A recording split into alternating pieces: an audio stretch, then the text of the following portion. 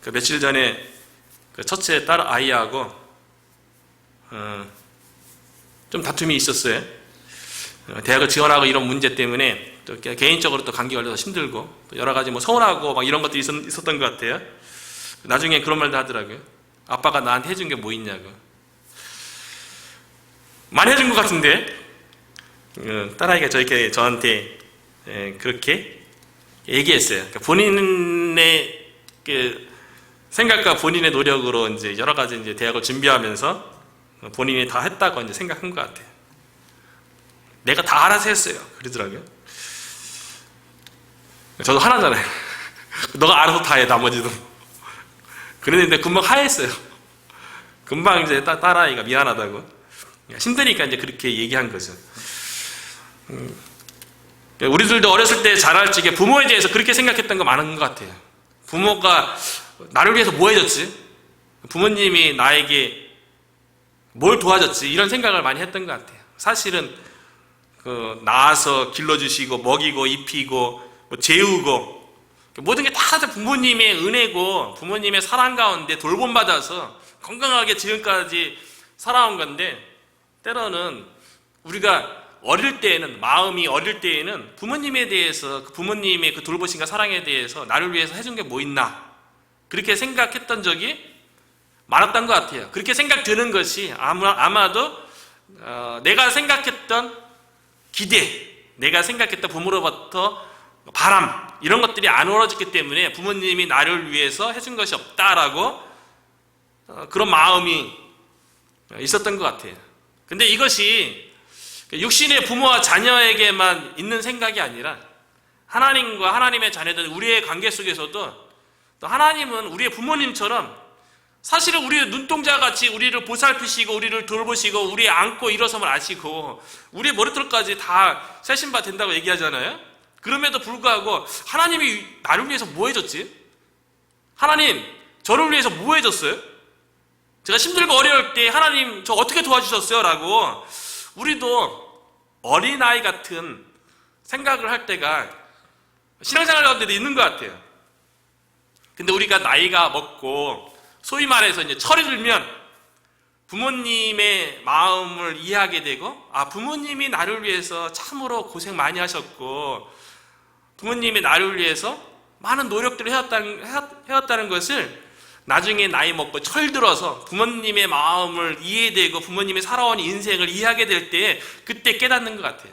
신앙생활도 마찬가지인 것 같아요. 하나님은 우리를 위해서 늘 일하고 계시죠. 우리를 늘 돌보시고 계시죠. 그럼에도 불구하고 우리는 때로는 신앙이 어린아이 같아서 하나님 지금 뭐 하고 계세요? 제가 힘들어하고 어려워하는데 하나님 지금 함께 하시고 지금 하나님의 그 능력의 손으로 저를 붙들어 주시고 저의 삶을 이끌고 계신 거예요? 라고 어린아이처럼 이야기할 때가 있다는 거죠. 그런데 우리가 하나님의 마음을 이해하게 되고 하나님을 알게 되어지면 하나님께서 나를 위해서 모든 일을 다 하셨구나 라는 것을 깨닫게 되어지고 하나님을 찬양하게 된다는 거죠. 오늘 본문에도 사가랴가 하나님께서 하신 일로 인해서 하나님을 찬양하는 내용이 오늘 본문에 기록되어져 있어요. 그래서 38절에 보면 찬송하리로다 라고 이야기하면서 하나님께서 하신 일에 대해서 그 다음부터 우리가 읽은 본문 내용 가운데 하나님이 우리를 위해서 이런 일을 하셨습니다 라고 하나님의 마음을 이해하고 하나님의 계획을 이해하고 하나님께 감사하고 하나님을 높이는 찬양을 드리는 그 노래예요. 찬송하리로다. 어린아이가 마음이 장성하고 성숙해질 적에 세상에서 그렇게 얘기하잖아요. 부모가 돼봐야 부모 심정 안다고. 영적으로도 성장하고 영적으로도 성숙해야 하나님의 마음을 알고 하나님을 찬양하는 것 같아요. 그래서 사가랴가 하나님을 찬송하리로다 라고 하면서 하나님이 하신 일들에 대해서 구체적으로 막 노래하는데요, 67절에 보면 어떻게 사가랴가 하나님의 마음을 이해하고 하나님의 그 계획을 알고 하나님이 하신 일에 대해서 찬양하게 되었는지에 대해서 67절에 보니까 이렇게 기록되어 있어요. 그 부친 사가랴가 성령의 충만함을 받아 예언하여 이르되, 성령 충만해야지 우리가 하나님의 마음을 우리가 알게 되죠. 우리가 성령 충만해야 하나님의 계획과 뜻을 알게 되죠. 그때야 비로소 이제 우리 가운데 우리가 알지 못했던, 그런데 성령 충만해서 보니까 모든 것이 하나님의 손길이요 하나님의 인도하심이 하나님 함께 하심을 깨닫고 하나님께 감사하고 찬양을 하게 되는데요. 사가랴가 어떻게 성령 충만함을 받았을까요? 그 붙인 사가랴가, 그가 누굽니까? 세례 요한이 태어나고, 사가랴하고 엘리사벳 부부에게는 아이가 없었잖아요. 노년에 아이를 낳을 수 없는 그런 몸이었는데, 하나님께서 천사 가브리엘을 통해서 엘리사벳이 비록 아이를 잉태할 수 없는 늙은 몸임에도 불구하고 하나님이 은혜와 능력으로 임해서 아이를 가질 것이고 그 아이는 요한이 될 것이다 라는 것을 천사 가브리엘을 통해서 사가랴에게 말씀해 주셨죠. 그런데 이 사가랴는 하나님 앞에서 의인이었고 또 율법에 의하면 흠이 없는 자였고 제사장으로서 거룩한 직분을 감당하는 자였음에도 불구하고 천사가 하나님의 말씀을 대언해서 아들이 있을 거라는 그 말에 대해서 믿지를 못했잖아요. 의심했었다고요. 그래서 하나님께서 사가랴의 입을 닫았어요. 말을 못하게 했죠. 아이가 10개월 동안 잉태하는 그 기간 동안 사가랴는 말을 하지 못했어요. 왜냐하면 하나님의 말씀에 대해서 의심했기 때문에 하나님의 말씀에 대한 믿음을 주기 위해서 세상적인 소리를 못 듣게 한 거죠. 육신적으로 말을 못하면 듣지 못하는 거 아십니까? 그래서 우리말에 기머거리는 벙어리다 라는 말이 있죠. 요즘은 그런 게 장애인을 비하하는 용어로 기머거리다 벙어리다 이런 말 안 쓰게 되죠. 어쨌든 듣지 못하면 말을 못하는 거예요. 그러니까 말을 못한다는 건 듣지 못하는 거예요. 그러니까 사가랴를 하나님께서 말을 못하게 해서 세상 말을 듣지 못하게 한 거예요. 그러니까 하나님의 말씀하신 엘리사벳에게 요한이라는 아이가 잉태되고 태어날 것이라는 이 말씀을, 그리고 그 아이는 주의 길을 예배할 것이라는 그 말씀을 붙잡고 그 말씀을 묵상함으로 그 말씀에 대한 믿음을 가질 수 있도록 하나님께서 입을 막아버렸죠. 그리고 세상적인 어떤 소리도 듣지 못하도록 하나님께서 오직 사가랴가 하나님의 말씀만 붙잡고 하나님의 말씀만 묵상하도록 10개월 동안 지내게 해서 10개월 동안 세상 소리 듣지 않고 말씀만 묵상한 그 결과가 성령 충만함이었다는 거예요. 때로는 하나님께서 침묵하게 하세요. 하나님의 말씀이 이루어지는 것을 보게 하려고. 그런데 이렇게 침묵하지 아니하면 우리 안에서도 수많은 소리가 들려오고요. 주변으로부터 수많은 소리가, 세상의 소리가 들려오면 우리의 믿음이 흔들리는 거예요. 그래서 이스라엘 백성이 여리고성 점령할 때 하나님께서 이스라엘 백성에게 뭐라고 말씀하셨냐면 여리고성을 하루에 한 바퀴씩, 마지막 날에는 6바퀴 이렇게 돌아서 소리 지르면 무너질 거라고 얘기했잖아요. 그런데 하나님께서 이스라엘 백성에게 딱 한 가지 조건을 달았죠. 아무 말소리를 내지 말라. 침묵하라는 거예요. 말하기 시작하면 세상적인 소리, 불평불만, 하루에 한 바퀴씩 성을 돈다고 이게 무너지나? 이런 얘기 나올 수 있잖아요. 그런데 하나님의 말씀이 주어지면 우리가 부어지는 환경이라든가 조건에 의해서 말씀이 이루어지는 게 아니잖아요. 하나님의 말씀은 하나님의 말씀이기 때문에 이루어지는 거예요. 그런데 사가랴는 천사를 통해서 하나님의 말씀으로 아들이 낳을 것이라는 그 말씀이 주어졌으면 하나님의 말씀이기 때문에 그 말씀이 이루어지는데 의심했던 거죠.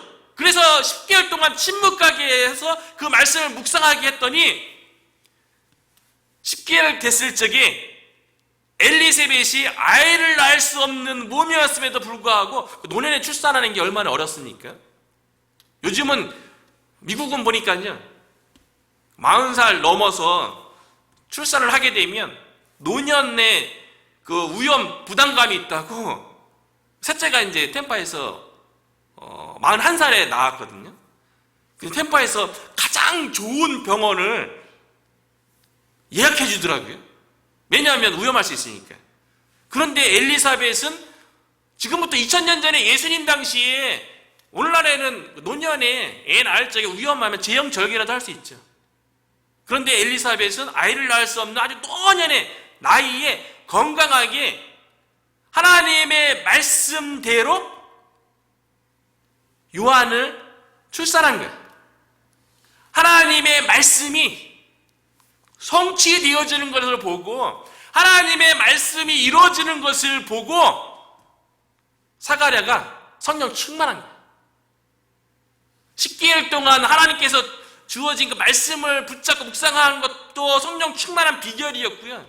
실질적으로 늙은 아내인 엘리사벳의 몸을 통해서 아기 세례 요한이 탄생한 것을 보면서 이건 뭡니까? 하나님께서 말씀하신 그 말씀이 이루어진 거예요. 그걸 통해서 그래서 67절에 그 붙인 사가랴가 갓 태어난 요한에 붙인 사가랴가 말씀이 성령 하나님의 말씀을 묵상하고 하나님의 말씀이 삶 가운데 성취된 걸 통해서 성령 충만함을 받은 거예요. 우리가 성령 충만을 어떻게 받습니까? 뭐 기도 가운데 주여 성령 충만을 주시옵소서 막 구하고 그러면 우리 가운데 성령이 충만해지는 게 아니고요. 우리 가운데 말씀이 주어지고 그 말씀 붙잡고 우리가 믿음 생활하고 그 말씀 붙잡고 기도하면 그 말씀 우리의 삶 가운데 이루어지면 말씀이 우리를 지배한 거잖아요. 그것이 성령 충만이라는 거예요.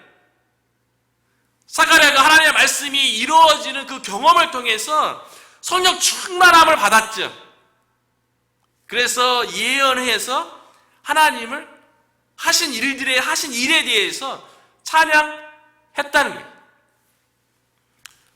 성령 충만해야 하나님의 마음을 알고 하나님이 하신 일이 보이죠. 우리들도 마찬가지 아닙니까? 성령 충만해야지 하나님의 마음을 이해하게 되고 하나님의 마음이 어디 있는지 어디를 향해 있는지 하나님의 뜻이 우리를 향하신 뜻이 무엇인지 우리를 향한 계획, 우리 가족을 향한 우리 자녀를 향한 우리 개인을 향한 하나님의 계획과 뜻이 무엇인지 성령 충만해야 보이는 거죠. 그럼 그 가운데 하나님께서 하신 일을 우리도 찬송하게 될 줄로 믿습니다. 하나님의 말씀대로 세례 요한이 태어나서 사가랴가 성령 충만함으로 예언하면서 하나님을 찬송하게 되었어요. 사가랴가 하나님을 찬송하는데요. 그 첫 번째 찬송이 무엇이냐면 68절에 보니까요. 찬송하리로다 주 이스라엘의 하나님이여 그 백성을 돌보사 속량하시고 하나님의 구원에 대해서 하나님의 백성을 돌보셔서 속량하시고 성령 충만하니까 하나님께서 지금 말라기 선지자 이후에 400년 동안 하나님의 말씀이 주어지지 않았잖아요.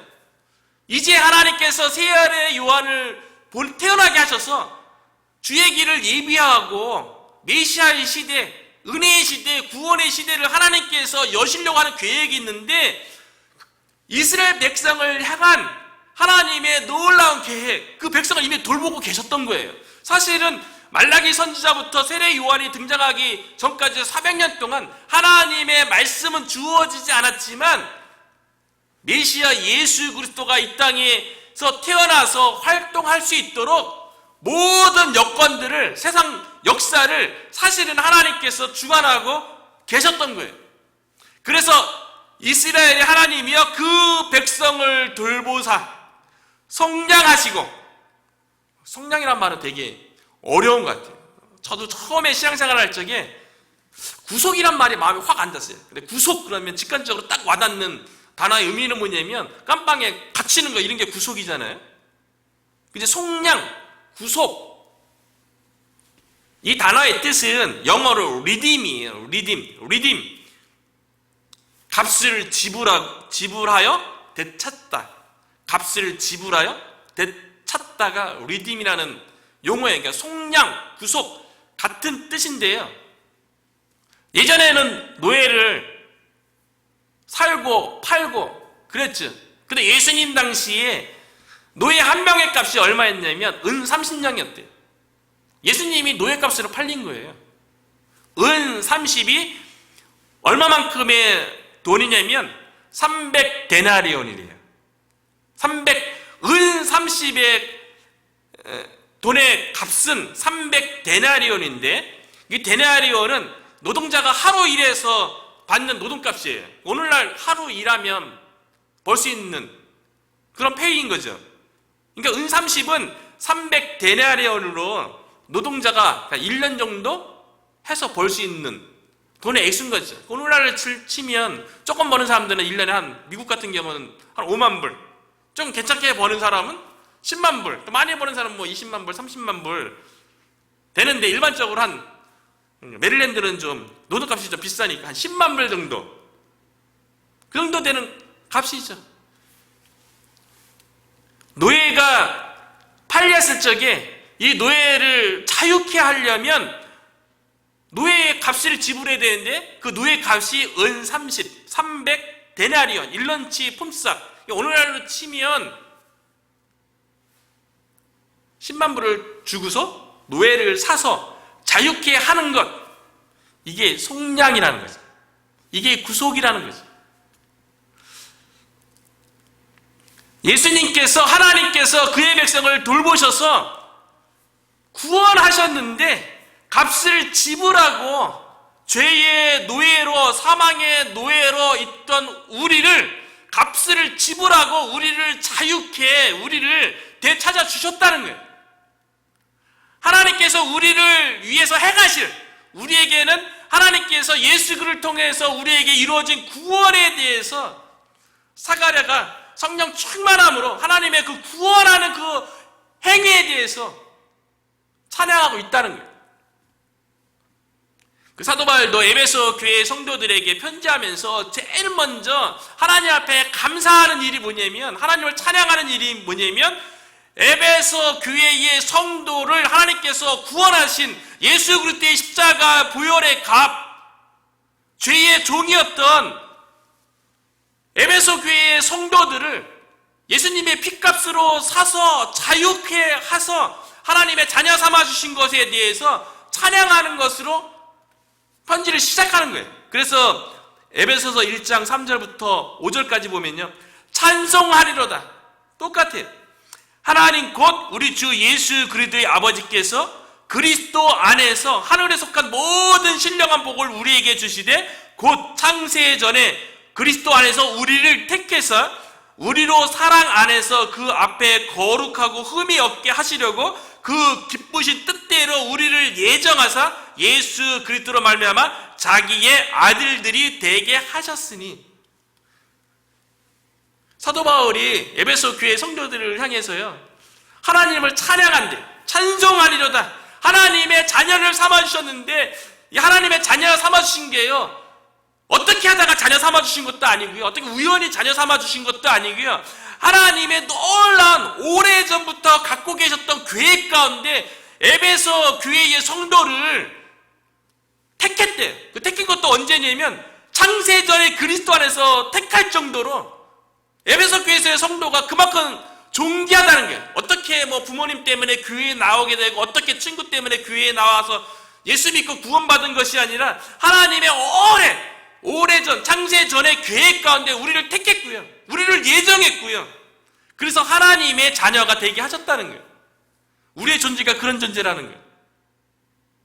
저도 어떻게 하다가 이제 이모님에 의해서 교회에 나가게 되고 대학교 가서 어떻게 하다가 과 선배가 사형제들을 찾아온 걸 통해서 예수 그리스도를 믿게 되었지만 그때는 겉으로 보이는 모습이지요 그 이면에서 하나님께서 행하시는 일은 놀라운 거예요. 창세전부터 저를 위해서 우리를 위해서 택하시고 예정하시고 하나님의 자녀 되게 하셨다는 거 하잖아요.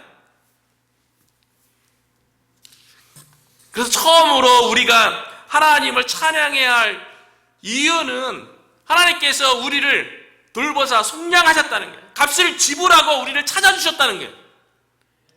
하나님의 형상대로 하나님과 더불어 교제하며 하나님의 안에 있는 에베소 교회를 향해서 사도 바울이 얘기했던 것처럼 하늘에 속한 모든 신령한 것들을 우리가 누려야 되는데 그 전에 우리가 죄 가운데 있어서 못 누렸던 것들 아니에요? 다 되찾아준 거죠. 회복시켜 주신 거죠. 그래서 하늘의 신령한 복을 그리스도 안에서 우리가 경험할 수 있도록 우리를 구원하신 거 아니겠어요? 속량, 예수 그리스도의 십자가의 피값의 대가를 지불하고 우리를 되찾아줬다는 거죠. 이것 때문에 우리가 하나님을 찬양해야 된다는 거예요. 성령 충만하면 이게 보이는 거죠. 우리가 구원받은 것이 처음 예수님 영접할 때만, 그때만 우리가 하나님 앞에 감사하고 눈물 흘릴 일이 아니죠. 우리를 구원하신 그 하나님께서 우리와 함께 하시면서 그 구원 가운데 우리의 구원을 이루어가는 과정 가운데 있는 거 아니에요? 그 구원을 이루어가는 그 과정을 우리가 성화라고 얘기하지 않습니까? 우리는 날마다 그렇기 때문에 그리스도 안에서 구원을 경험하는 자들이에요. 사가랴가 성령 충만해서 하나님께서 행하시는 우리를 돌봐서 구원하신 것에 대해서 찬양했는데 그 구원은요, 한 번의 구원을 얘기하는 거 아니라 구원 이후에 계속되어지는 하나님의 구원을 우리가 예수 그리스도의 형상을 닮아가는 성화되어지는 그 구원 모두를 우리가 하나님을 찬양해야 된다는 거예요. 근데 간증을 들어보면 저도 마찬가지지만요, 처음 사랑 때 처음 하나님을 만났을 적에 나를 구원하시고 나를 하나님의 자녀 삼아주신 것에 대한 하나님에 대해서 그 감격하고 기뻐하면서 지난 날들의 죄에 대해서 눈물도 흘리고 하나님 앞에 그 은혜가 너무 감사하고 감격하여서 온갖 찬송과 찬양을 막 드리는데 어느 순간 마음이 무뎌지는 것 같아요. 근데 사실은 예수님 믿은 이후에도 우리는 수없이 죄를 짓거든요.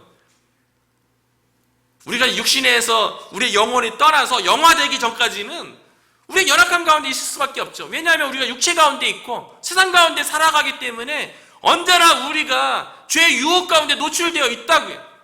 실제로 우리 가운데, 우리의 삶 가운데 예수님이 주인으로 왕으로 내 삶을 완전히 지배하지 않는 이상은 내가 내 삶에, 내 감정에, 내 생각에 주인일 때가 얼마나 많습니까? 그거 다 죄 짓는 거 아니겠어요? 그렇다면 그런 모든 죄 가운데 우리를 구원하신 그 하나님에 대해서 우리가 성령 충만함으로 늘 감사해야죠. 하나님의 이름을 높여야죠.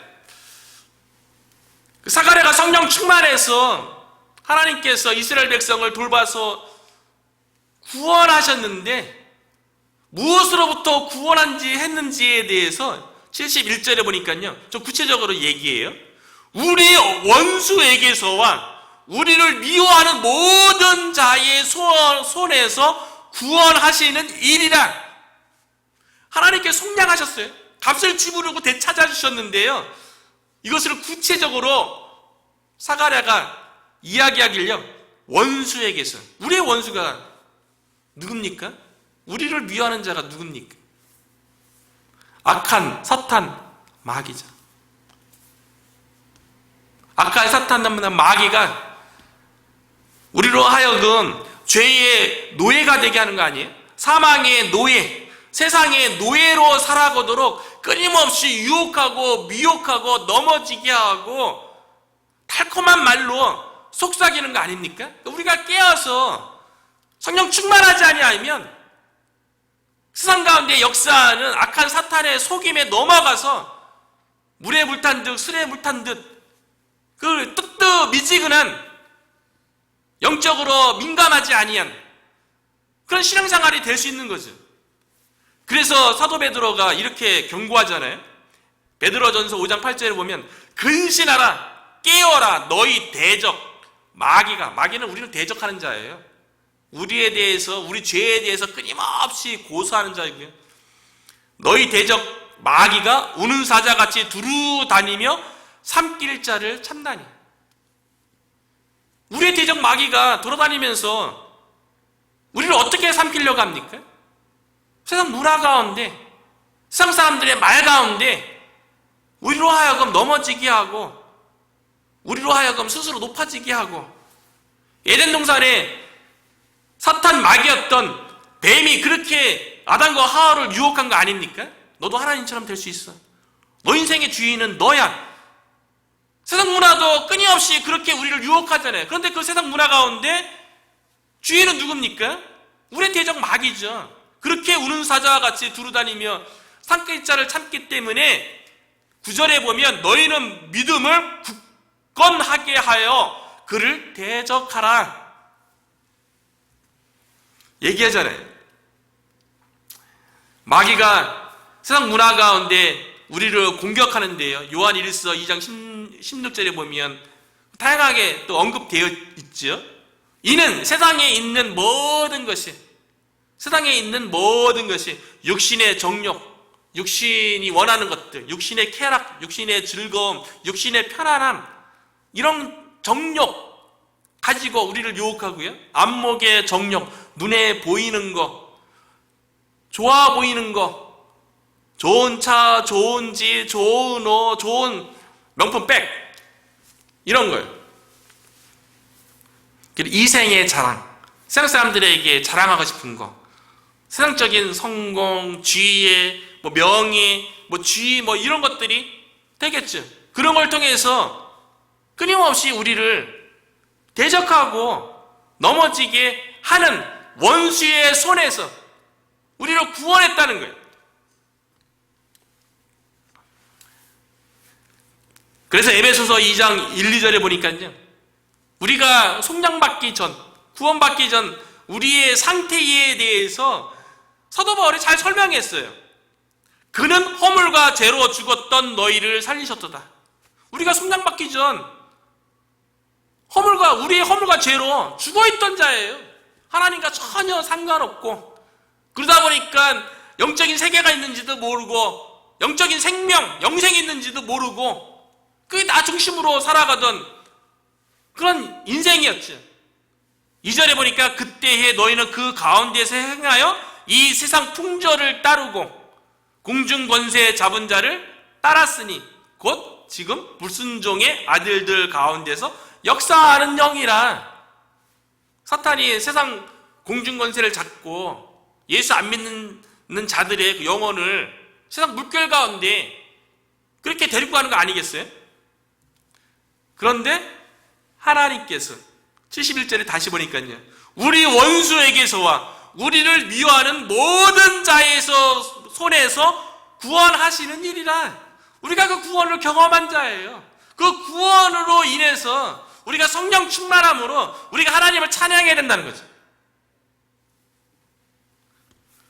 우리의 대적 마귀로부터, 원수로부터 우리가 구원받은 존귀한 하나님의 자녀일진데 날마다 삶 가운데 성령 충만함으로 하나님을 찬양하는 저와 여러분이 되었으면 좋겠습니다. 그 두 번째요, 사가랴는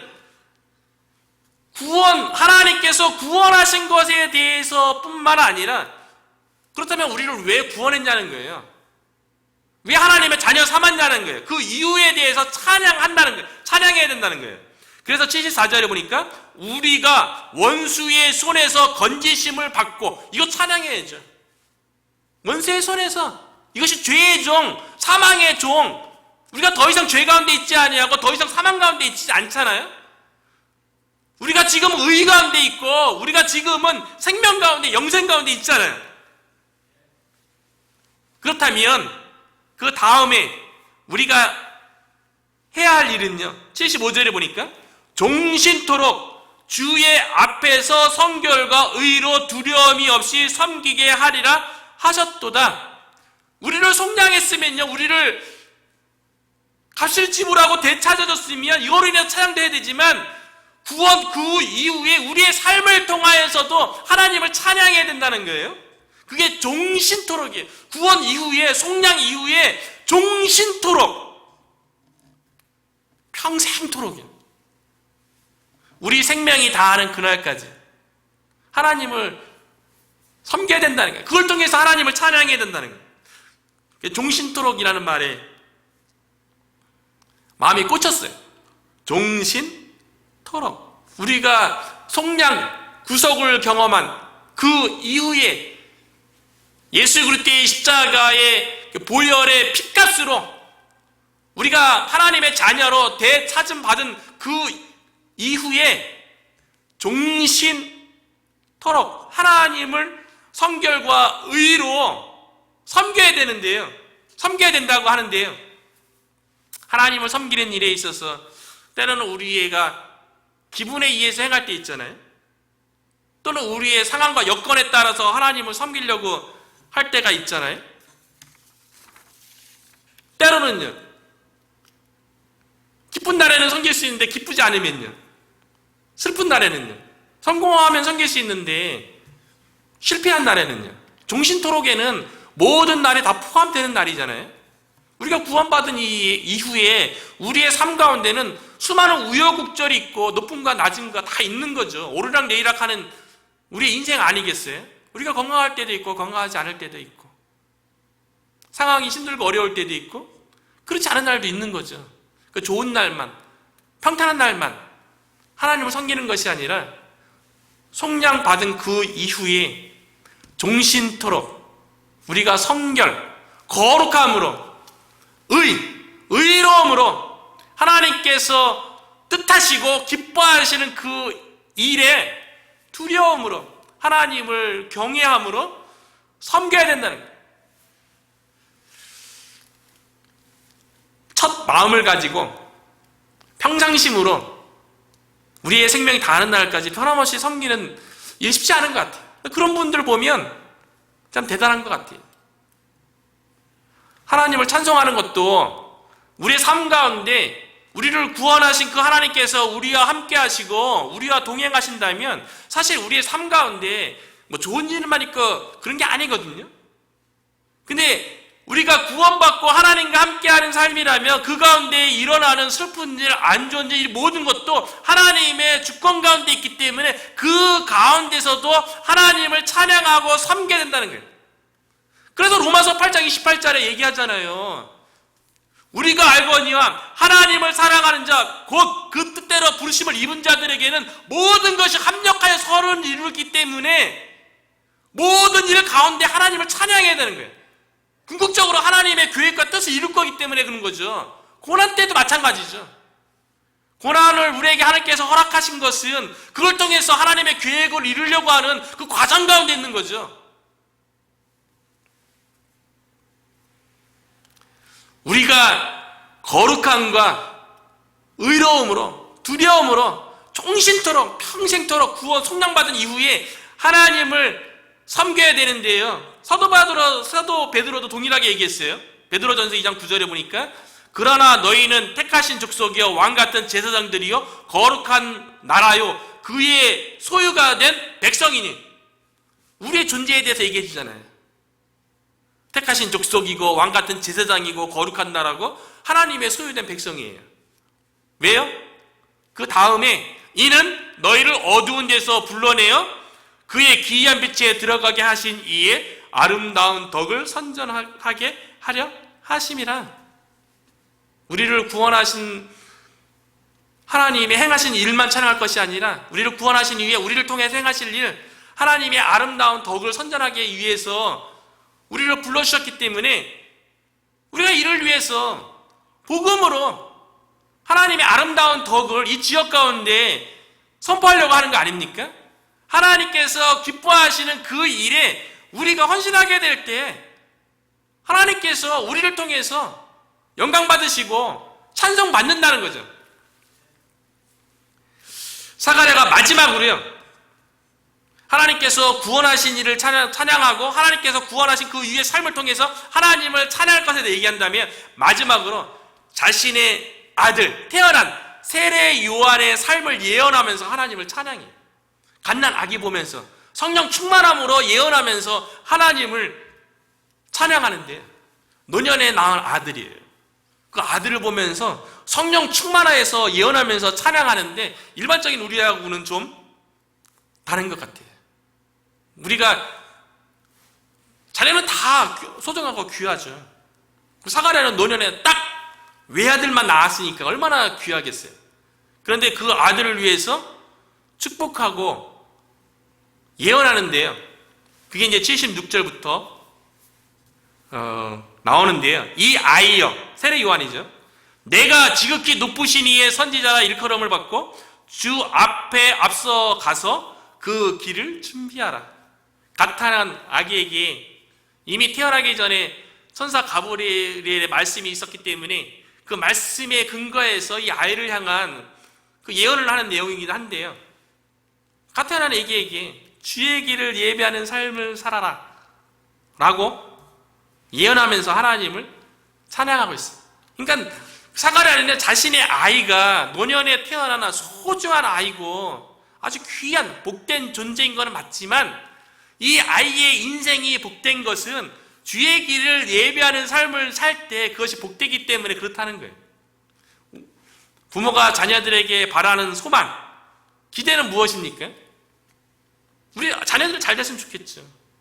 그런데 사가랴가 갓 태어난 요한을 보면서 축복하면서 예언한 이 말씀이 우리 자녀들에게 있어서는 가장 큰 하나님 안에서 누리는 복이 아닐까요? 주의 길을 예배하는 삶을 살아라. 지금 갓 태어난 아기지만 주의 길을 예배하는 이 아기가 성공하고 세상에서 지혜를 얻고 세상에서 영향력 있는 삶을 살아라 이런 것이 아니라 주의 길을 예비하는 삶을 살아라. 이것이 이 아이에게 복이라는 것을 사가랴는 알았던 거죠. 우리들도 자녀들을 향해서 우리가 성령 충만해서 축복하고 예언할 적에 우리 자녀들이 가장 복된 길이 무엇이겠어요? 주님의 길을 예비하는 자의 삶을 사는 게 가장 복된 길이죠. 저와 여러분도 마찬가지 아니겠어요? 우리 인생 가운데 가장 의미 있고 가장 하나님 앞에서 복되다고 여길 만한 게 뭐 있겠어요? 주의 길을 예비하는 삶을 사는 거죠. 우리가 이 세상에서 누리고 행하는 것 중에 어떤 것이 의미 있게 있겠어요? 살아생전에 누리는 것 뿐이죠. 그런데 하나님을 위해서 행하는 모든 것들은 영원한 거 아니겠어요? 나중에 죽음 앞에 서게 될 적에 우리에게 남는 것은 하나님을 위해서 살아온 것밖에 안 남아요. 그 한국에서 그 사역할 적에 이제 나이 많이 드신 이제 장례도 한 여러 번 해봤고요. 그리고 이제 죽음 앞에 둔 여러 성도들을 신방하면서 살아오면서 가장 후회되는 일이 무엇이세요? 그리고 나이 많으신 더 이상 봉사도 할 수 없고 예배 드리러 나오기조차도 힘든 어르신들한테 이렇게 살아오면서 가장 후회되는 일이 무엇이에요? 그런 걸 물어보잖아요. 대부분 다 똑같은 얘기를 해요. 좀 더 하나님을 위해서 충성되게 봉사할 걸. 그런 얘기를 하세요. 인생 살아오고 주님 앞에 갈 날이 가까이 와서 지난 날들을 회상해 보니까요. 인생 가운데 자신에게 남는 것은 하나님을 위해서 산 것밖에 남는 게 없다는 것을 진실하게 고백하는 거죠. 우리가 세상에서 뭔가 의미 있는 일 하는 일들이 정말 의미 있는 것처럼 느껴지지만 사실 나중에 되돌아보면 잠시 들의 풀이나 꽃처럼 잠시 화려하게 있다가 없어질 것들 아니겠어요? 하나님 앞에서 행한 일만 영원한 줄로 믿습니다. 그래서 사가랴가 성령 충만해서 갓 태어난 이 아기를 향해서요 주의 길을 예비하는 삶을 살라고 그렇게 축복하며 예언하는 거죠. 우리 자녀들에게도 그렇게 축복하고 예언해야겠죠. 그래서 76절에 보니까요 이 아이여 내가 지극히 높으신 이의 선지자의 일컬음을 받고 주 앞에 앞서가며 그 길을 준비하여 그리고 78절에 보니까 이는 우리 하나님의 국률로 인함이라 이로써 돋는 해가 위로부터 우리에게 임하여 79절 어둠과 죽음의 그늘에 앉은 자에게 비치고 우리 발을 평강의 길로 인도하시리로다 하니라. 주의 길을 예비하는 게예요. 왜 주의 길을 예비해야 되냐면 많은 사람이 죄악과 사망 가운데 있다는 거예요. 그 가운데서 신음하고 고통 가운데 있다는 거예요. 그러니까 그들을 인도해내는 주의 길을 예비하는 삶을 살라는 거죠. 그래서 79절에 얘기하잖아요. 어둠과 죽음의 그늘에 앉은 자에게 비치고 세상에 예수 그리스도를 모든 사람들은요 어둠과 죽음의 그늘에 앉은 자들이에요. 그들의 고통 가운데 있다는 거예요. 그들을 하나님께서 바라보시는 마음이 어떠하겠냐는 거예요. 하나님께서 온 우주 만물을 창조하시는 분 아니겠어요? 그리고 모든 생명을 하나님께서 주관하고 있다고요. 예수 믿는 자의 생명만 하나님께서 주관하는 것이 아니라 안 믿는 모든 세상 사람도 하나님의 주권 가운데 그 생명이 하나님에 의해서 유지되는 건데요. 사망과 그늘에 앉아서 고통하고 있는 그들뿐만 아니라 그들을 바라보는 하나님의 마음을 이해하고 그래서 주의 길을 예비하는 삶을 살라는 거예요. 그 고영원 그 선교사님이 지은 그 복음성가 가운데 그날이라는 그 복음성가가 있어요. 사망의 그늘에 앉아. 이 구절을 배경으로 한 것 같은데 그 가사를 보면 우리가 왜 주의 길을 예배되는가 그 이유에 대해서 그들이 죽음과 사망의 그늘에 앉아서 죄의 종으로 살아가기 때문에 그들이 불쌍해서 그것도 있지만 근본적으로 우리의 하나님 아버지의 마음 때문에 그런 거죠. 하나님 아버지께서 이 세상을 바라보시면서 슬픔에 잠겨있는 그 모습을 보면서 그 아버지의 마음을 느끼면서 그 아버지를 위해서 우리가 사망과 죽음의 그늘에 있는 그들을 구원하는데 쓰임받기를, 주의 길을 예배하는데 쓰임받기를, 그래서 하나님을 찬양하기를 바라야 된다는 거예요. 그래서 그 그날이라는 그 복음성가의 가사를 보면요, 이렇게 돼 있어요. 사망의 그늘에 앉아 죽어가는 나의 백성들, 절망과 굶주림에 갇힌 저들은 내 마음의 오랜 슬픔, 하나님 아버지의 마음의 슬픔, 그걸 얘기하는 거죠. 나는 이제 일어나 저들의 멍에를 꺾고 눈물 씻기기를 원하는데 누가 나에게 부르짖어 저들에게 구원하게 할까? 누가 나를 위하여 가서 나의 사랑을 전할까? 나는 이제 보기 원하네. 나의 자녀들 살아나는 그날 기쁜 찬송 소리 하늘에 웃음소리 온 땅 가득한 그날. 이 세상 사람들이요, 고통의 멍에에 매여 울고 있는 나의 자녀들이래요. 우리가 그들을 위해서 평강의 길로 인도하기 위해서 세례 요한이 주의 길을 예비하면서 하나님을 찬양하기를 바라는 이 사가랴의 이 찬양이요, 저희는 이 말씀을 받은 자로서 우리가 세례 요한처럼 사망의 그늘에 앉아서 신음하고 고통하는 그 영혼을 바라보시는 하나님 아버지의 오랜 슬픔, 그리고 누가 그들에게 가서 그들을 구원해서 그들에게 나의 사랑을 전할까? 저와 여러분은 이 하나님의 이 부르심에 순종하여서 이곳에 앉아있는 줄로 믿습니다. 우리를 통하여서요, 주의 길이 예비되어지고, 그래서 이 지역에 있는 사망과 그늘에 앉아서 신음하는 수많은 하나님의 백성, 구영원 그 선교사님도 그렇게 적었잖아요. 나의 자녀들, 나의 백성들, 이 지역에 있는 하나님의 백성들, 하나님의 자녀들, 고통의 멍에 매여 있는 그들, 우리가 가서 그들에게 복음을 통하여서 그들을 구원하는데 우리가 쓰임받음으로 주의 길을 예비함으로 하나님을 찬양하는, 하나님께서 그와 같은 일을 하시는데 우리를 쓰는 그 일로 인해서 하나님을 날마다 찬양할 수 있는 저와 여러분이 되기를 주님의 이름으로 축원합니다. 아멘. 이 시간